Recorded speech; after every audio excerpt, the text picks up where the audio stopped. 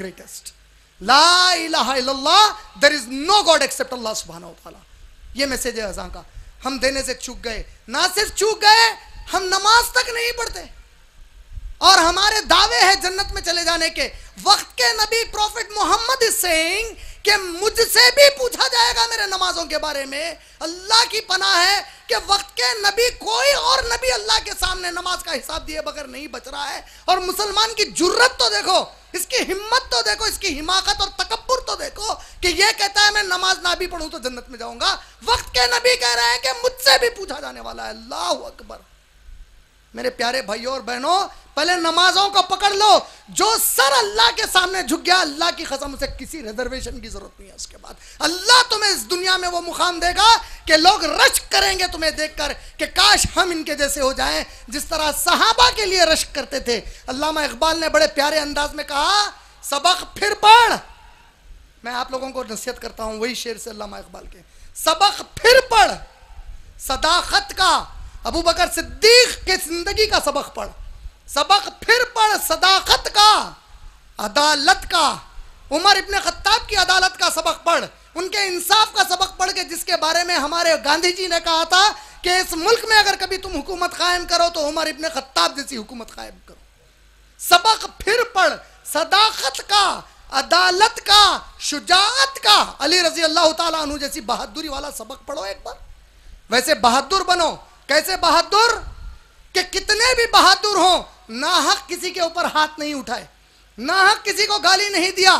उमर इब्ने Khattab का इंसाफ कैसा कि बात अगर खुद के भी खिलाफ जाती है तो अल्लाह से डरकर अपने बारे में भी कह दिया।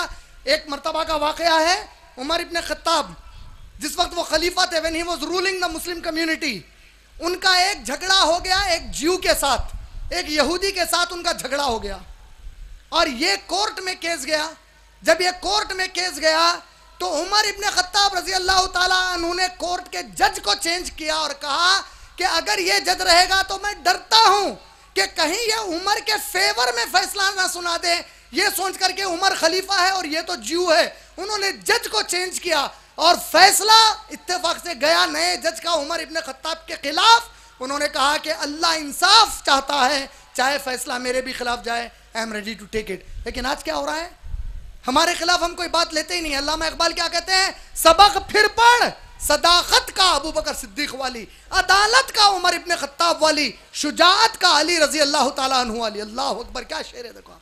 सबक दोहराएंगे आप लोग मेरे साथ, सबक फिर पढ़ सदाकत का, अदालत का, शुजाअत का, काम लिया जाएगा तुझसे दुनिया की इमामत का। अल्लाह अकबर। हम ये सबक छोड़ चुके हैं। अल्लाह के नबी कहते हैं जब ऐसा वक्त आ जाता है मुसलमानों पर और रूह के फरिश्ते कब्ज करने वाले पहुंचते हैं, अगर कोई नेक मुसलमान है तो जब वो शैतान का इम्तिहान होता है वो कहता है ला हौला वला कुव्वता इल्ला बिल्लाहिल अलीयुल अज़ीम, कोई कुव्वत अल्लाह के सिवा नहीं है, वो बड़ी ताकत वाला है। मरदूद निकल यहां से, बोलते निकालता लात मार के उसको। जैसे ही वो लाहौल पढ़ देता है, फौरी नेक रूह को ले जाने वाले फरिश्ते पहुंच जाते हैं। बहुत ही खूबसूरत गिलाफ खुशबू वाला लाते हैं, बेहतरीन किस्म का गिलाफ। और रूह, अल्लाह के नबी कहते हैं नेक मोमिन बंदे की क्या होती है, उसके जिस्म के अंदर से रूह, अल्लाह के नबी कहते हैं जैसे घोड़ा फुदकता है। कभी आप लोगों ने आर्मी परेड और पुलिस परेड देखी है, जो उनके जबरदस्त तैयार घोड़े रहते हैं, किस तरह टक टक टक टक टक टक टक टक, कैसा वो लोग एकदम पूरी एनर्जेटिक हो जाते हैं कि अब उनको कुछ शो करना है। अल्लाह के नबी कहते हैं मोमिन की रूह अंदर शुरू हो जाती है कि मुझे जाना है, मेरे रब से मिलना है, मेरे रब के पास जाना है, मुझे अब यहाँ से इस जमीन से निकल जाना है, इस दुनिया के इम्तिहान से निकल जाना है। रूह खुशी से उसके जिस्म के बाहर निकल जाती है और वो मौत के फरिश्ते उसकी रूह को उस प्यारे खूबसूरत कपड़े में लपेट लेते हैं और आसमानों की तरफ उठते हुए जाते हैं। यहाँ तक कि जब पहले आसमान की तरफ पहुँचने को होते हैं तो इस जमीन पर अल्लाह ने आसमानों में जो फरिश्ते रखे हैं, अल्लाह के फरिश्ते कितने हैं, किसी को मालूम है तादाद? अल्लाह के एंजल्स कितने हैं, किसी को तादाद मालूम है? स्टेज वाले कोई जवाब ना दे। अल्लाह के एंजल्स का पता है कितने हैं नंबर में? अच्छा, एक मिसाल दे देता हूं, उससे अंदाजा लगा लो कि अल्लाह ने कितने फरिश्तों को पैदा किया है। बारिश का मौसम आ गया है ना इंडिया में, हमारे मॉनसून का मौसम आया कि नहीं आया? अल्लाह के नबी कहते हैं हर आसमान से जो खतरा बारिश का आता है, पानी का, हर खतरे को अल्लाह एक फरिश्ते के हाथ में देकर हुक्म देता है, इस खतरे को वहां टपका कर आ। वो एक एक खतरा एक एक फरिश्ता लाता है, जमीन के जिस हिस्से पर वो टपका कर जाता है उसके बाद वो फरिश्ता फिर वो पानी लेकर कभी नहीं आता, फिर नए फरिश्ते आते हैं, फिर नए फरिश्ते। बारिश के कितने खतरे हैं, कैसे तादाद का अंदाजा लगाओगे? अल्लाह के सिवाय फरिश्तों की तादाद कोई नहीं जानता। अब ये जब नेक रूह आसमान की तरफ जाती रहती है, इसकी खुशबू आसमानों में महकती है। अल्लाह के नबी कहते हैं सिवाय इंसानों के, जानवरों के, बाकी सब कायनात की मखलूक उसकी खुशबू को, अल्लाह ने जिसको ताकत दी है, सूंघ सकते हैं। फरिश्ते पूछते हैं इन मौत के फरिश्तों से, ये किसकी रूह लाए हो? ये कौन शख्स है जिसकी तुम रूह लेकर आए हो? बड़ा नेक आदमी लगता है, बड़ी नेक औरत लगती है। तो फरिश्ते लेके जाने वाले फखर से कहते हैं ये उनका बेटा है, ये उनकी बेटी है। हाँ बड़ा, जरा हटो, जल्दी हटो, हमें इसे अल्लाह से मुलाकात के लिए ले जाना है, अल्लाह के अर्श के करीब ले जाना है, इसको अब वहां पर हाजिरी में पेश करना है। और रूह आसमान की तरफ जाती है, पहले आसमान का नाते हैं। तो दरवाजे पर खड़ा फरिश्ता कहता है कि कौन नेक बंदा है भाई, किसकी रूह हो, कहाँ ले जा रहे हो? कहते हैं कि अल्लाह के अर्श के करीब। फौरी दरवाजा खोला जाता है और वो ऊपर जाने लगता है। अल्लाह के नबी कहते हैं सल्लल्लाहु अलैहि वसल्लम, जब ये ऊपर जाता है तो वो जो आसमान से जैसे ही ऊपर हटा, पहले आसमान के ऊपर गया, अगर उसके पहचानत के, उसके जमाने के कोई लोग थे जो नेक थे, उनकी रूहें उसको मिलने आ जाती हैं। जिस तरह एक इंसान बहुत दिनों के बाद अपने रिश्तेदारों में वापस आता है। आपका कोई भाई बाहर गया हुआ है, 5 साल बाहर था, 3 साल बाहर था, लौट कर आया, पूरा खानदान जमा हो गया। अरे भाई कैसे हो? दोस्त जमा हो गए मोहल्ले के, अरे भाई कैसे हो, क्या हाल है? नेक रूहें लपट जाती हैं, लपट कर पूछने लगती हैं, अच्छा तुम आ गए, अच्छा बताओ मेरा भाई क्या कर रहा था, अच्छा बताओ मेरा बेटा क्या कर रहा था वहां पे, अच्छा बताओ मेरी बेटी का क्या हाल है? फरिश्ते कहते हैं जरा सबर, उसे सांस लेने दो, एक नई दुनिया देख रहा है, उसे हम अर्श की तरफ ले जा रहे हैं। यहां तक के उसे उठाते हुए सूरह मुतफिफीन, सूरा नंबर 83, सूरा नंबर 83 की आयत नंबर 7 से लेकर 9 तक अल्लाह ने कहा, फरिश्ते उसे उठाते हुए, 7 से अगर आप 29 तक पढ़ेंगे तो पूरी तफसील के साथ आया है, उसे उठाते हुए इल्लियून के पास ले जाते। इल्लियून क्या है? अल्लाह के अर्श के करीब की जगह, अर्श के ऊपर की नहीं है, अर्श के बराबर की नहीं है, अर्श के करीब की जगह। जब वहां पर जाते हैं तो फरिश्तों से अल्लाह पूछता है, अगरचे कि अल्लाह उनसे बेहतर जानता है, बताओ किसको लाए हो? कहते हैं अल्लाह तेरे हुक्म से फुलां इब्ने फुलां, इसके बेटे को लाए हैं, इसकी बेटी को लाए हैं। अल्लाह उससे पूछता है क्या तू मुझसे मिलने के लिए बड़ा ही बेचैन था? वो कहता है मेरे रब, मैं बड़ा बेचैन था उससे मिलने के लिए जिसने मुझे पैदा किया। अल्लाह कहता है तू मुझसे मिलने की मोहब्बत करता था, मैं भी तुझसे मिलने की मोहब्बत करता हूं। जाओ मेरे फरिश्तों, मेरे इस बंदे की रूह को वापस ले जाओ और उसके उस जिस्म में दाखिल कर दो उसकी खबर में, ताकि बाकी के मामलात उसके साथ जो मैंने मुकद्दर किए हैं क़यामत तक के पूरे हों। अब जब ये रूह वापस पलट के आते रहती है, अल्लाह के नबी कहते हैं उसकी पैजानत वाली रूहें उसे फिर लपेट जाती हैं और पूछती हैं बताओ मेरा बेटा क्या कर रहा था? अगर बेटा अच्छा था तो कहते हैं कि बेटा आपका अच्छा है, इंजीनियरिंग कंप्लीट हो गई, शादी हो गई, वरना कहते हैं मर्डर करके जेल में पड़ा हुआ है। समझ गए ना? बेटी कैसी है? माशाल्लाह बाहिजाब आलिमा बन गई, बेहतरीन एक IAS IPS ऑफिसर बन गई, वरना कहेंगे भाई आवारागर्दी करते हुए टीवी सीरियलों की और रोड की मॉडल बन गई। ये फरिश्ते जब उससे लोग मिलने लगते हैं उसकी पहचानत के, उसके बाद उसकी रूह को लेकर वापस कहाँ लौटते हैं? उसके जिस्म के पास। और उसका जिस्म जब तक कहाँ आ जाता है आप जानते हैं? अल्लाह के नबी कहते हैं उसका जिस्म तब तक उसके घर वाले उसकी खबर कन पहुंचा चुके होते हैं, बस खबर में दफनाते रहते हैं। मिट्टी डालना शुरू किया और फरिश्तों ने रूह वापस उसके जिस्म में डाल दी और ये फरिश्ते वापस लौट गए। जैसे ही फरिश्तों ने रूह जिस्म में वापस डाली, अल्लाह के नबी करीम सल्लल्लाहु अलैहि वसल्लम फरमाते हैं धड़ाक सी आवाज आती है खबर में, जबरदस्त 2 फरिश्ते हाजिर हो जाते हैं। अल्लाह अकबर। ये किसके बारे में कह रहा हूं? किसके बारे में? किसके? नेक आदमी या बद आदमी? नेक मोमिन के बारे में। हाँ, जैसे ही फरिश्ते उसके सर के पास आते हैं, अल्लाह के नबी सल्लल्लाहु अलैहि वसल्लम फरमाते हैं अल्लाहु अकबर, उसके सर के पास उसने जो नमाजें अल्लाह के लिए पढ़ी थी वो नमाजें दीवार बनकर ठहर जाती हैं और फरिश्तों को कहती हैं इसे मत छेड़ो, हम उसकी नमाजें हैं जो ये अल्लाह के लिए जमीन पर पढ़ता था। फरिश्ते आहिस्ता से सीधी जानिब की तरफ आते हैं। जैसे ही फरिश्ते सीधी जानिब की तरफ आ गए, अल्लाह के नबी कहते हैं जो अल्लाह का कुरान वो तिलावत करता था, ये कुरान दीवार बनकर सीधी जानिब पर ठहर जाता है और कहता है कि उसे मत छेड़ो, उसे मत डिस्टर्ब करो, वो अभी मौत की तकलीफ से आया है, अभी उसका जिस्म कच्चा है, मैं उसका वो कलाम पाक हूं जो वो खिरात करता था, उसे मत छेड़ो। फरिश्ते आहिस्ता से उसके बाईं जानिब आते हैं। अल्लाह के नबी कहते हैं उसके बाईं जानिब उसका रोजा, उसकी ज़कात, उसका हज, उसका उम्रा, ये दीवार बनकर ठहर जाते हैं। कहते हैं नहीं नहीं मत छेड़ो उसे। फरिश्ते पाँव के पास जाते हैं, उसकी बाकी की नेकियां, माँ बाप की फरमाबरदारी, बीवी के साथ का अच्छा सलूक, बच्चों की अच्छी तरबियत, ये तमाम नेकियां, हलाल कमाई, हराम से दूरी, ये सब नेकियां पैरों के पास ठहर जाते हैं। फरिश्ते आखिरी में कहते हैं ऐ प्यारे प्यारे नेकियों, हम अल्लाह ही के हुक्म से इसके पास आए हैं, जरा जगह बनाओ। बिल आखिर सराहने गन से थोड़ी जगह बनाई जाती है और फरिश्ते इसे उठाकर बिठा देते हैं। अल्लाह के नबी कहते हैं ये खबर में उठकर बैठ जाता है और फरिश्ते अपना इंटरोगेशन शुरू करते हैं। इंटरोगेशन पुलिस वालों की तरह फरिश्ते शुरू करते हैं, पूछते हैं मन रब्बू का, तेरा रब कौन है, तेरा पालने वाला, तेरा क्रिएटर कौन है, हु इज योर लॉर्ड। वो रुआब से जवाब देता है। देखिए एक बच्चा मेहनत करके अच्छा पढ़ के एग्जाम लिखने जाए तो बट नेचुरल कितना भी टफ क्वेश्चन है वो आसानी से लिखेगा, लेकिन एक बच्चा अच्छा नहीं पढ़ा है, मेहनत नहीं किया है, तो अब एग्जाम में तो शामत पुकारेगी। तो अब इम्तिहान असल वहां पर हो रहा है, मन रब्बू का, तेरा रब कौन है। नेक मोमिन कहता है रब्बुन अल्लाह, हमारा रब अल्लाह है। सवाल होता है मा दीनु का, तेरा दीन क्या है। रुआब से कहता है दीन इस्लामन, मेरा दीन इस्लाम है। तीसरा सवाल होता है मन रसूलुल्लाह या मन हाजा, ये कौन है या तेरे रसूल कौन है। जवाब देता है मोहम्मद रसूलुल्लाह सल्लल्लाहु अलैहि वसल्लम। अल्लाह के नबी कहते हैं फरिश्ते रुकते नहीं हैं, फिर से पूछते हैं, क्रॉस एग्जामिन करते हैं, कहीं अटकेगा क्या।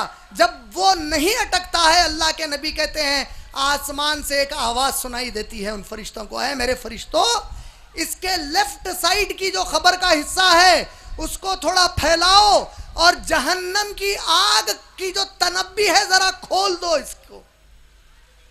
अल्लाह के नबी कहते हैं कि ये मोमिन बड़ा हैबत खा जाता है, हौल खा जाता है उस जहन्नम की आग को देखकर। जब ये हौल खाता है, हैबत खाता है, तो वो फरिश्ते उससे कहते हैं ऐ अल्लाह के नेक बंदे, तूने ये दुनिया अल्लाह के हुक्म के मुताबिक गुजारी, अल्लाह ने भी अपना वादा तेरे साथ पूरा किया। अल्लाह ने वादा किया था कि ये जिंदगी जो इसके मुताबिक गुजारेगा मैं उसको उस अजाब से आग के बचाऊंगा। अल्लाह ने तुझे हमेशा के लिए उस आग से बचा लिया। और अल्लाह के फरिश्ते जैसा ही ये कहते हैं वो तनब्बी बंद कर दी जाती है और खबर का वो हिस्सा बंद कर दिया जाता है। अब अल्लाह ताला की तरफ से एक आवाज आती है, कहते हैं कि सीधी जानिब इसकी खबर के जन्नत में मैं इसको जो मुकाम देने वाला हूं, जरा उसकी खिड़की तो खोलो इसके लिए। खिड़की खोली जाती है। इंसान को अल्लाह ने बड़ा बेसब्रा पैदा किया। जैसा ही जन्नत की खिड़की खोली गई, अल्लाह के नबी कहते हैं जिस तरह मासूम बच्चा कोई चॉकलेट वॉकलेट को देखकर रेंगना शुरू करता है ललचा कर, ये बंदा खबर में से जन्नत की तरफ रेंगने जाता है। फरिश्ते पकड़कर बैठ भाई बोल के बिठा देते, बोलते ठहरो, ये जो तुम देखते हो ये वो वादा है जो अल्लाह ने तुझसे किया था। तूने अल्लाह की रिजा की खातिर अपनी सारी जिंदगी गुजारी, अल्लाह ने भी अपना वादा पूरा किया है। नेक बंदे, तुझे जब क़यामत के दिन उठाया जाएगा ये वो मुकाम है जिसमें तुझे दाखिल कर दिया जाएगा। अब क़यामत आने तक तू अपनी खबर में आराम की नींद सो जा। और उसे फरिश्ते सुलाकर अल्लाह की तरफ चले जाते हैं। ये किसका मामला है? नेक बंदों का मामला है। अब अल्लाह अकबर, अल्लाह हमारी हिफाजत फरमाए। अल्लाह के नबी कहते हैं कि फरिश्ते आए, इम्तिहान हुआ, प्याला शैतान से लेकर पी लिया कमबख्त जो गुनहगार मुसलमान था। जो गुनहगार मुसलमान था क्या किया उसने? शैतान से प्याला पी लिया। अब इसकी क्या हालत होती है? ऐसे खतरनाक सूरत के फरिश्ते इसके पास मौत के भेजे जाते हैं कि उनको देखते ही ये चीखने लगता है। यहां तक कि अल्लाह के नबी कहते हैं इसके जिस्म के अंदर इसकी रूह टुकड़े टुकड़े होकर जिस्म के अलग अलग हिस्सों में भागने लगती है और वो फरिश्ते अपने साथ जहन्नम की गरम सलाखें लाते हैं। आप लोगों ने कभी देखा है, पिक्चर्स में बताते हैं ना, ट्रैकिंग, हिल ट्रैकिंग करते हैं, रॉक ट्रैकिंग करते हैं, उसके ऊपर फेंक कर इस तरह अटका कर, वो 3 नोकों वाला होता है ना लोहे का, ऐसे खतरनाक फरिश्ते अपने साथ गरम आग के लोहे के जहन्नम के बने हुए ये अपने साथ कुंडियां लाते हैं। और अल्लाह के नबी कहते हैं फरिश्ते उसके हलक में खौता मारते हैं, जिस तरह स्विमिंग करते हैं, खौता मारकर उसके जिस्म में जहां जहां रूह के टुकड़े थे उन पूरों को खींच खींच कर लाते हैं। वो बड़ी तकलीफ महसूस करता है, सिवाय अल्लाह के उसकी तकलीफ को कोई महसूस नहीं कर सकता, कोई नहीं समझ सकता, सिवाय उसके चीखो पुकार उसकी, सिवाय इंसान के सब सुनते हैं, लेकिन इंसान को अल्लाह ने उससे बाहर कर दिया, वो नहीं सुन सकता है। अब जब ये फरिश्ते निकालते हैं तो बड़े बदबूदार कपड़े में उसकी रूह को लपेटे जाता है।